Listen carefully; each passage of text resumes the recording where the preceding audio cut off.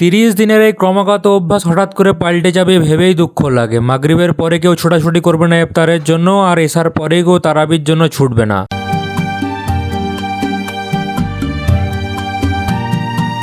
Welcome back Ramadan daily সিরিজের 29 নম্বর রোজায়। আজকে আমরা 29টা রোজা পার করে চলে এলাম আলহামদুলিল্লাহ। আর একটা রোজা মাত্র বাকি।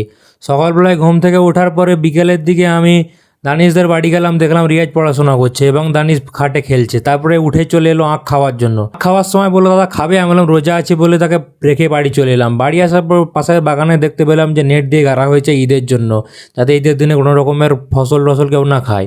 তারপরে বিকালবেলায় চলে গেলাম আমি ময়দা কিনতে বাড়ির জন্য।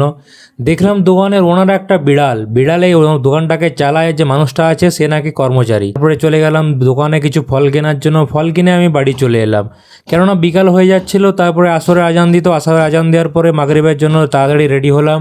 তারপরে আমি দোয়া করতে লাগলাম যাতে মসজিদে আজান দেয় আর আমি ইফতারের জন্য রেডি হই।